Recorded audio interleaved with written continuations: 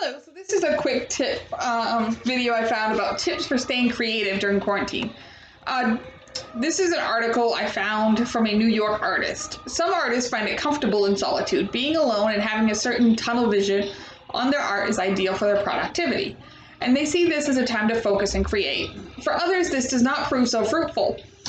The author actually process as far as her art goes is very fluid and fickle and never static. Nothing arrives to her in order, nothing in its fullest form.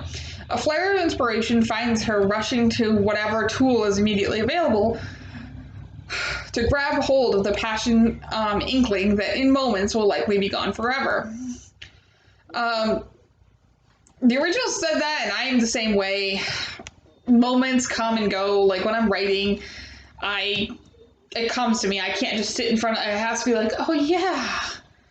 So it wasn't until about a month into quarantine that the author realized a lot of her process was inspired by external events rather than what's inside. That's personal for me too. Since the stay-at-home order, I haven't had much inspiration. This time made me think, what does life inside of us, what does live inside of us is our story, our past, our ability to remember, to use what we've learned, the act with intention. These are what we have control over as creatives and as people living in a time of uncertainty. This realization allowed me to treat my creativity like a muscle, and muscles need to be exercised if they are to be strengthened. You can reset your approach and be ready to welcome inspiration when it comes to you. Sit down every day, write your worst work yet, accept it, thus accepting yourself, and let the next spark come when it will. They say you can't choose when inspiration strikes, but what if you made its bed and drew it a bath for when it's ready? Prepare your mind for creativity and do what is in your power to beckon that muscle, that elusive muse that escapes us. So, habits. They can be wonderful. Habits can give you structure, meaning, motivation in your day. Some habits, however, slip under your radar as complacency. Here's an example. Listening to your favorite artist. It is natural to gravitate toward what you already know you like, but consider this. What can you learn from something you don't understand? Plunge into an artist, an author, a culture, an artistic genre that you've always written off as not your taste. To challenge habits is to grow, and growth in itself can be art. In the beginning of my quarantine, felt tolerable, even promising. I recognized my privilege as someone whose work, in many ways, doesn't immediately suffer from the devastating impact of this pandemic. I have a few health problems that I have mentioned before, so that was always a concern. But work itself, I wasn't working, I was a student, so it's changed how I do things, but I haven't had to completely stop. Acknowledging this is the situation, I turned inward and found myself feeling somewhat optimistic at the prospect of a worldwide reset. Many others who are not so privileged weren't at luxury to have such optimism. I saw an opportunity to learn new things about myself in isolation, to unlearn habits I've developed as a response to living in a world that moves like an unstoppable machine.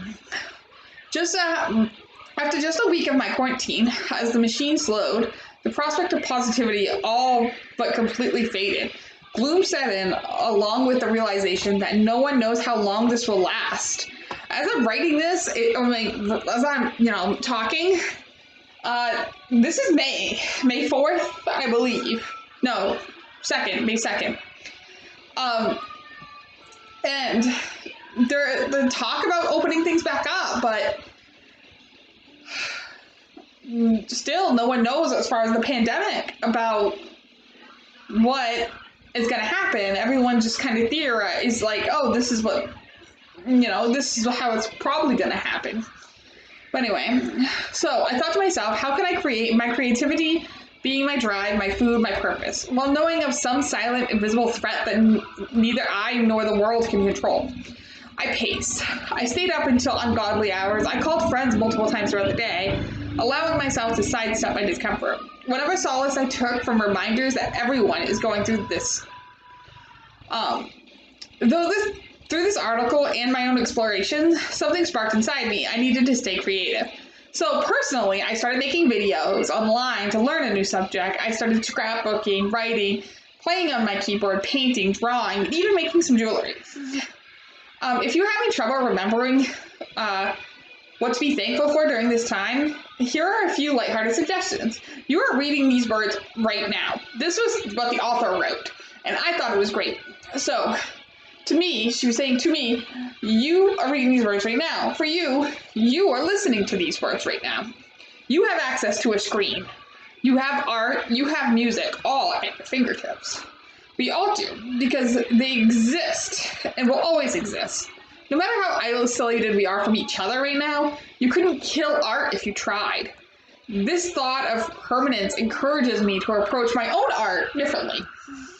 There is no end to beauty, however volatile beauty may be, and there are no rules for creativity. But if I had to make one rule, it would be to learn from your present and challenge your habits. You've been creative before. You've known the spark. You've had the realization that you yourself can be a conduct of beauty, of light. You, artist, can feel it again. Replant yourself and thrive. With just a little fostering attention and intention, I once read a book. She actually read this on the back of a soap bottle, which I thought was cool. So, it said, the back of the book said that there is a saying in gardening. If a plant doesn't grow well, don't blame the plant. Try to understand why. Here is me giving you an excuse to allow yourself to lift blame. Don't make bad art. Don't blame yourself for not making good art. It is